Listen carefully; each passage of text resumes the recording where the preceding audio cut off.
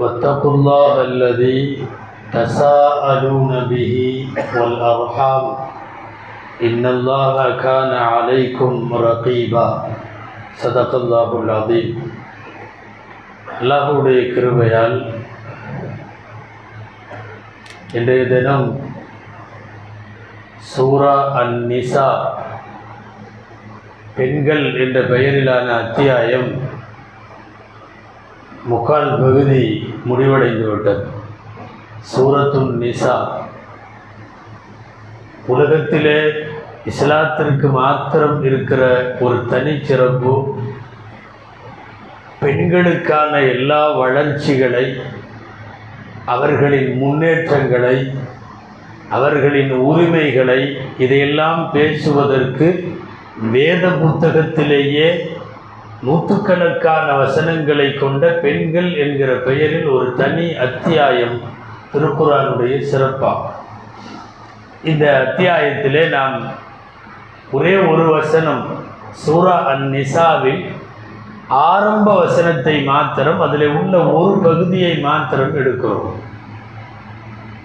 வத்தகுல்லாஹல்லதி தஸாஅலூன பிஹி வல் அர்ஹாம், அல்லாஹுவை அஞ்சிக் கொள்ளுங்கள், அதுபோல நீங்கள் உறவுகளை அஞ்சிக் கொள்ளுங்கள். அதாவது சொந்தக்காரர்களை பற்றி, உறவினர்களை பற்றி, அவர்களை பேணுவது பற்றி, அவர்களுக்கு செய்ய வேண்டிய கடமைகள், செலுத்த வேண்டிய விஷயங்கள், இவைகளை பற்றியெல்லாம் வலியுறுத்தக்கூடிய சூரா நிசாவினுடைய முதல் வாசகம் இது. வத்தகுல்லாஹல்லதி தஸாஅலூன பிஹி வல் அர்ஹாம். இந்த ஆயத்திற்கு தஃப்சீர்களில் ரெண்டு அர்த்தம் எழுதுகிறார்கள். ஒரு அர்த்தம் வத்தகுல்லாஹ் வல் அர்ஹாம், அல்லாஹுவை பயந்து கொள்ளுங்கள், அதுபோல உறவுகளை பயந்து கொள்ளுங்கள். ஏன்னா உறவுகளின் காரணமாக நாளை மறுமையில் நீங்கள் மாட்டிக்கொள்வீர்கள். யார் யார் எந்தெந்த உறவையெல்லாம் பேண வேண்டுமோ பேணாமல் நாம் வெட்டி வாழ்ந்ததால், அவர்களை துண்டித்து வாழ்ந்ததால், அதன் மூலமும் தண்டனைகளுக்கு வாய்ப்புண்டு. எனவே அல்லாஹுவை அஞ்சுங்கள், சொந்தங்களை அஞ்சுங்கள். இது ஒரு அர்த்தம். ரெண்டாவது அர்த்தம் வத்தகுல்லாஹ், அல்லாஹுவை அஞ்சுங்கள், அல்லதி தஸாஅலூன பிஹி வல் அர்ஹாம், நீங்கள் பேசுகிற போது எந்த சொந்தங்களை வைத்துக்கொண்டு உரிமை பாராட்டுகிறீர்களோ, நான் உன்னுடைய தகப்பேங்கிற முறையில் சொல்கிறேன், உன்னுடைய சச்சாங்கிற முறையில் சொல்கிறேன், நான் உன்னை வளர்த்தவைங்கிற முறையில் சொல்கிறேன், எந்த உறவுகளை எல்லாம் முன்வைத்து நீங்கள் பேசிக்கொள்வீர்களோ அந்த உறவை அஞ்சிக் கொள்ளுங்கள் என்று ஒரு கருத்து. இரண்டு இருக்கிறது.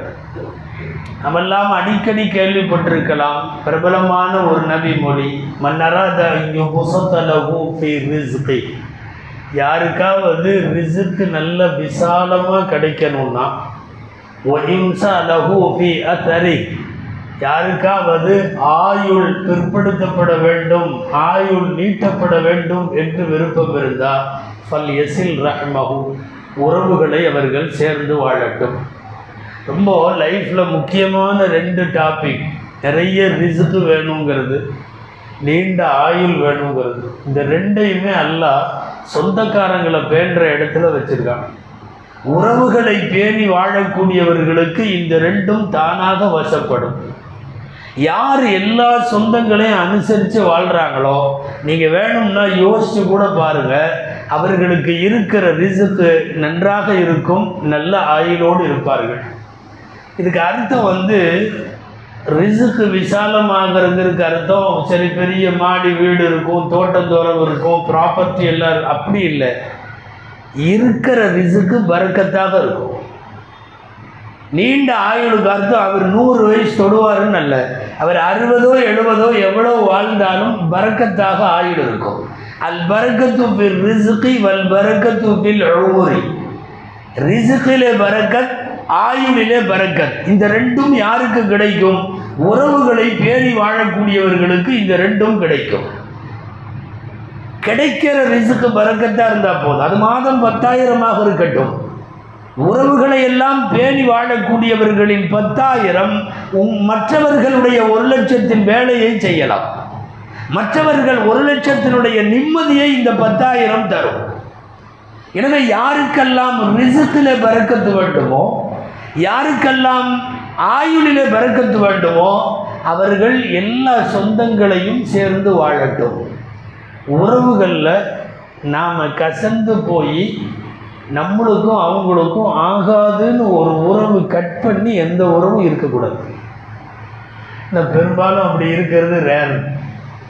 ஏதாவது ஒரு வகையில் எங்கேயாவது ஒரு முட்டல்ல நமக்கும் அவங்களுக்கும் ஒத்து வராதுன்னு ஒரு சொந்தம் எப்போவுமே வெயிட்டிங்கில் இருக்குது. உறவுகளோடு இணைந்து வாழுதல் என்பது அரபியில் உறவுக்கு வார்த்தை ரஹம். இந்த வார்த்தையே ரஹ்மான்லேருந்து வருதுங்கிறாங்க. ரஹ்மான்னா இரக்கம் உள்ளவன், கிருபை உள்ளவன் அப்படின்னு எல்லாம் அர்த்தம். ரஹ்மானில இருந்துதான் அர்ஹாம் என்பதும் ரஹம் என்பதும் வருகிறது. சொந்தங்களோடு ஈவு இரக்கத்தோடு கிருபையோடு ஒருவன் நடந்தாக வேண்டும் என்பது அந்த வாக்கியமே சொல்லக்கூடிய செய்தி. பொதுவாக அரபுகளிடம் குறிப்பாக குர்ஆன் இறங்குகிற நேரத்தில் உள்ள நிறைய நிகழ்ச்சிகளை பார்த்தா சொந்தங்களுக்கு அவ்வளவு மரியாதை. நிறைய பேர் நபிமார்களை மிரட்டுற இடத்துலையே எப்படி மிரட்டினா தெரியுமா?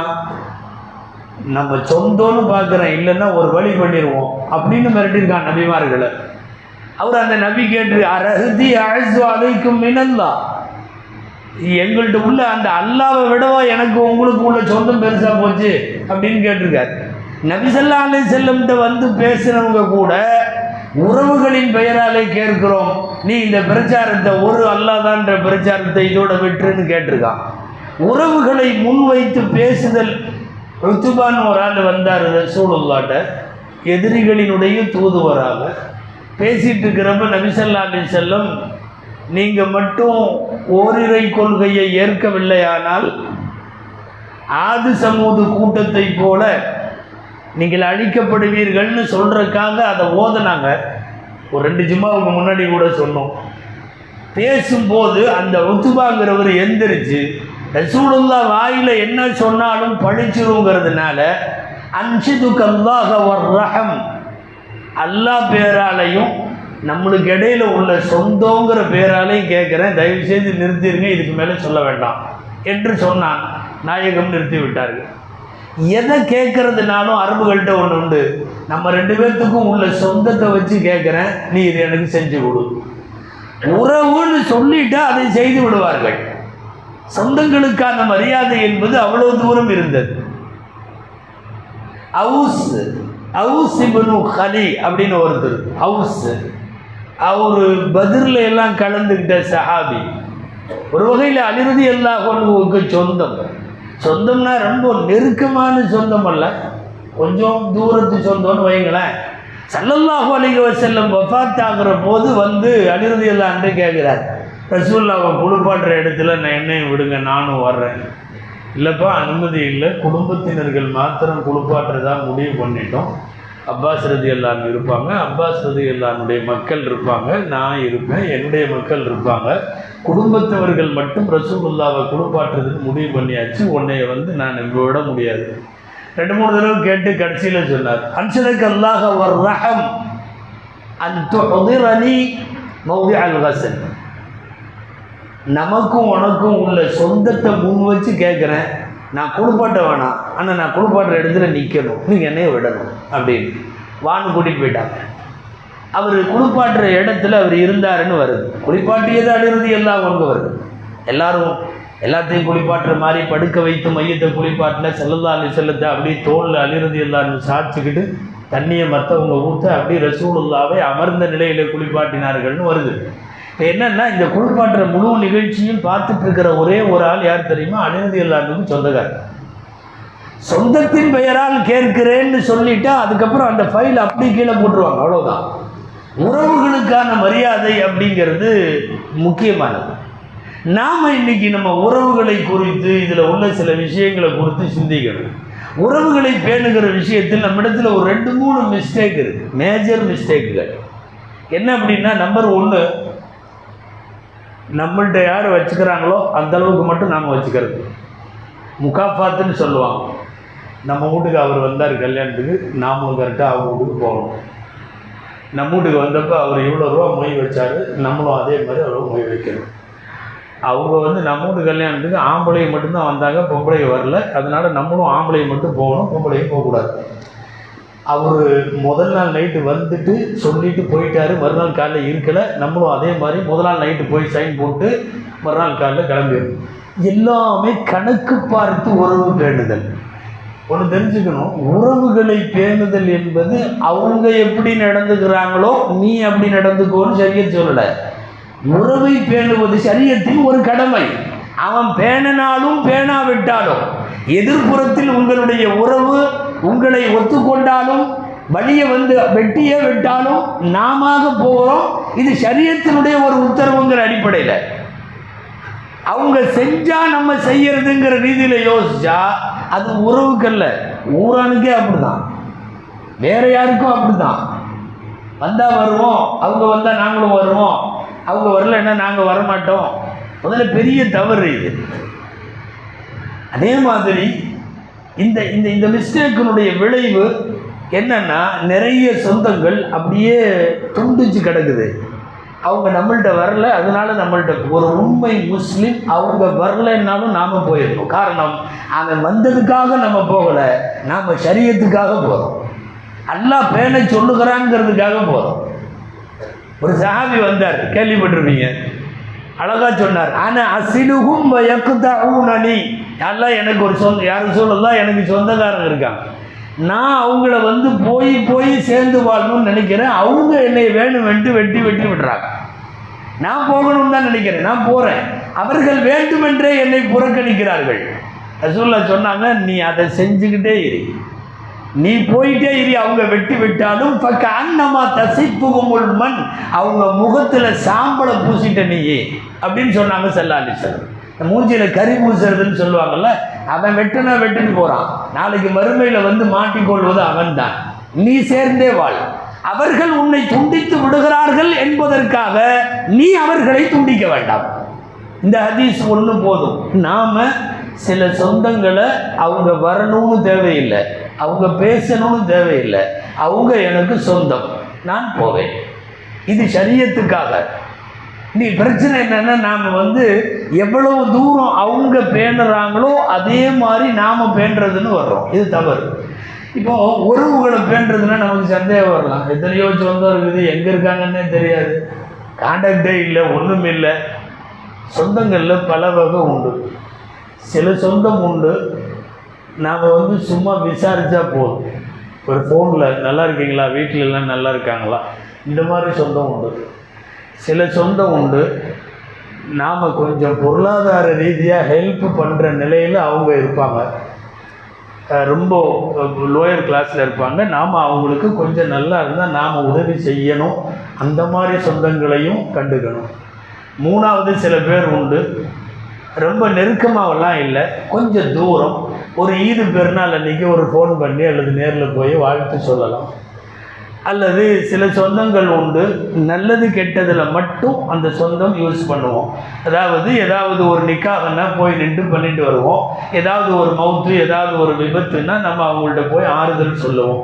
நல்லது கெட்டதில் மாத்திரம் தொடர்பு வைத்து கொள்ளக்கூடிய உறவுகள் இந்த மாதிரி இருக்குது.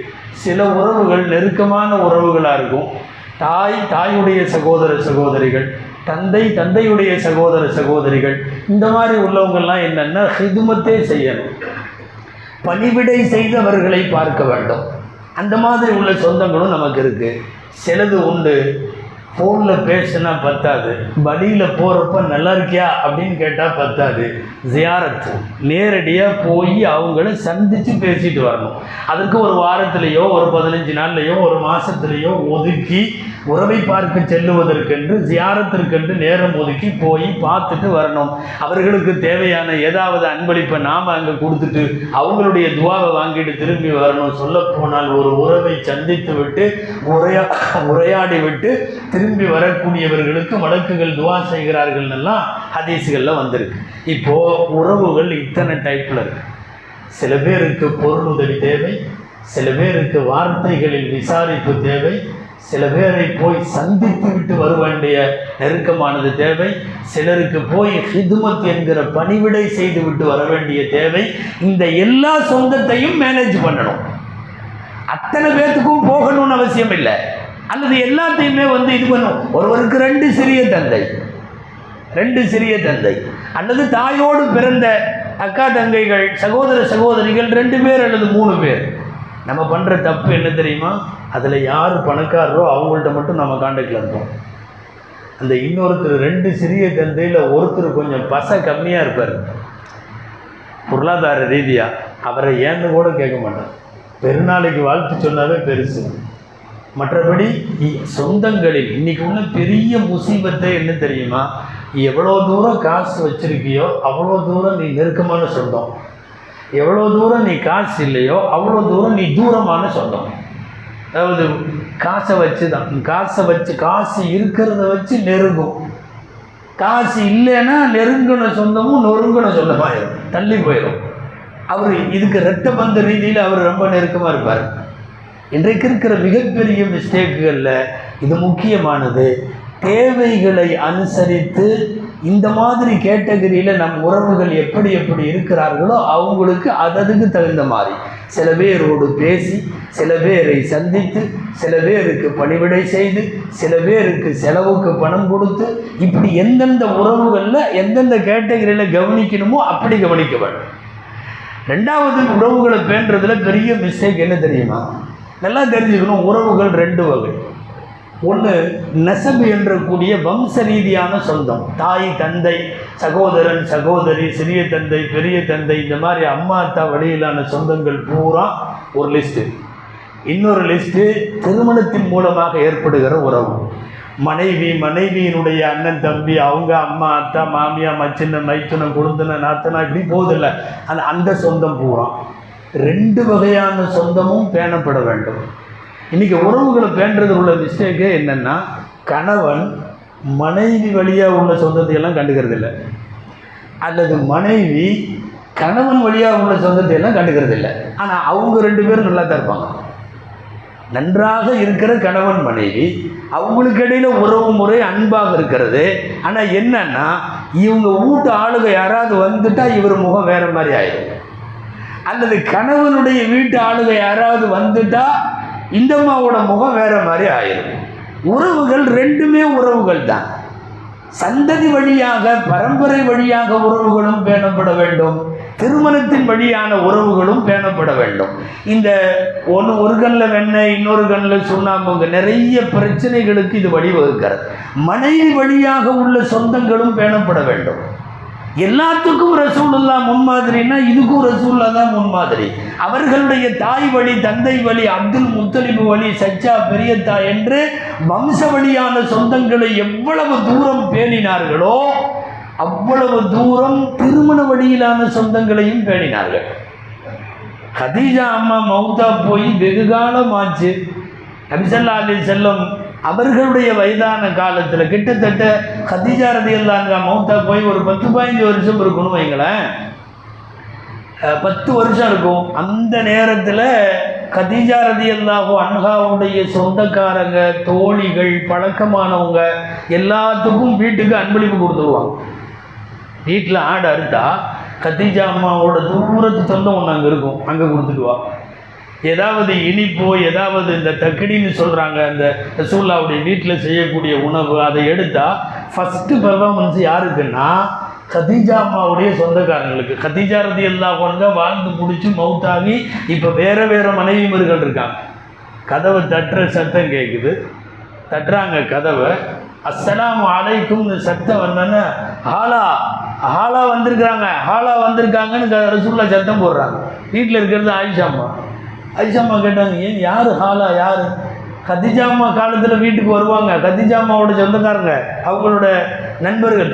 கதவு திறங்க பார்த்தா அதே அம்மா தான் வருது, ஹாலா அம்மா. குரலை வச்சு தெரிஞ்சுக்கிட்டு, ஹாலா எப்படி இருக்கிறீங்க, கதீஜா அம்மா இருக்கிறப்போலாம் வந்தீங்க, உங்கள் வீட்டில் எல்லாம் நல்லா இருக்காங்களா, அப்படியா இப்படியா? நபி ஸல்லல்லாஹு அலைஹி வஸல்லம் அவர்களுடைய வித்தியாசமான இந்த நடவடிக்கையை ஒரு ஆச்சரியத்தோடு அறிவிக்கிறார்கள் ஆயிஷா ரலியல்லாஹு அன்ஹா. ஒரு மௌத்தா போன மனைவியினுடைய எப்பவோ உள்ள சொந்தத்தை கூட காலம் முழுக்க நினைவில் வைத்துக் கொண்டு பேணுதல் என்றால், எனவே நீங்கள் எவ்வளவு தூரம் உங்கள் வழி சொந்தங்களை பேணுகிறீர்களோ அதே போல கணவன் வழி சொந்தங்களை அல்லது மனைவி வழி சொந்தங்களை, திருமண வழியாக உள்ள சொந்தமும் பேணப்பட வேண்டும். எந்த சொந்தத்தை வேணாலும் பேணுவாங்க சில தாய்மார்கள், அந்த மாமியா மட்டும் முடியாது. அது ஒத்து வரவே வராது. அவர்கள் வராமல் இருக்கணும், மாமியா வராமல் இருக்கணும், இவங்க வராமல் இருக்கணும். அவங்க வழியாக உள்ள சொந்தம் வருதுன்னாவே இங்கே பிபி ஏறிடும்.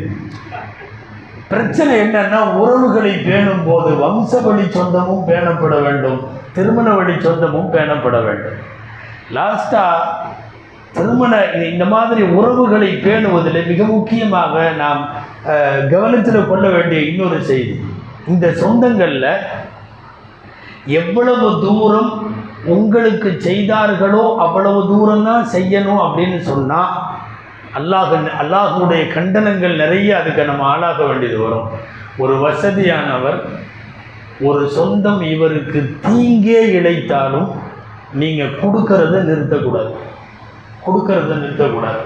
சால நம்ம போதும் 18வது ஜுஸுல ஆயிஷா அம்மா விஷயத்தில் தப்பாக பேசின ஒரு ஆளுக்கு அபூபக்கர் ரலியல்லாஹு அன்ஹு கோபத்தில் தர வேண்டிய மாதம் கொடுத்துட்டு இருந்த ஒரு உதவித்தொகை, ஒரு வசீஃபா, ஒரு பென்ஷன் மாதிரி அந்த தொகையை ஒரு மாதம் நிப்பாட்டினாங்க. ஆயத்து இறங்கிருச்சு.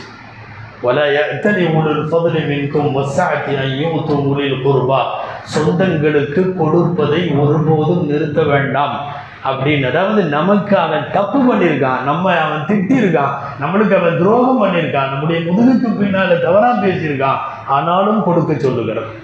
கடைசியாக ஒரே ஒரு செய்தி சொல்லி முடிச்சிடலாம். ரசூல் ஸல்லல்லாஹு அலைஹி வஸல்லம் கேட்பாங்க, எங்கள் தாயார் மூத்தாயிட்டாங்க அல்லது எங்கள் தகப்பனார் மூத்தா போயிட்டாங்க, இறந்துவிட்ட எங்கள் பெற்றோருக்கு நாங்கள் என்ன செய்யணும்னு கேட்டப்போ ரசூல் ஸல்லல்லாஹு அலைஹி வஸல்லம் அவங்களுக்கு சொன்னது என்ன தெரியுமா? அவங்களுக்காக பாவ மன்னிப்பு தேடி துவா செய்யுங்க, அவங்க பேரால் தான தர்மம் செய்யுங்க.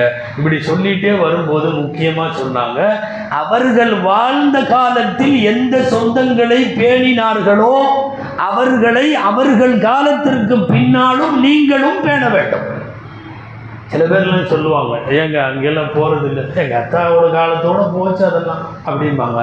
அப்போ என்னென்னா, தகப்பனார் காலம் வரையும் தொடர்பில் இருந்த நிறைய உறவுகள், தாயார் காலம் வரையும் தொடர்பில் இருந்த நிறைய உறவுகள் அவங்க போனதுக்கப்புறம் இவங்க கண்டுக்கிறது இல்லைன்னா இது உறவை பேணுறதுல பண்ணுற பெரிய மிஸ்டேக்கு.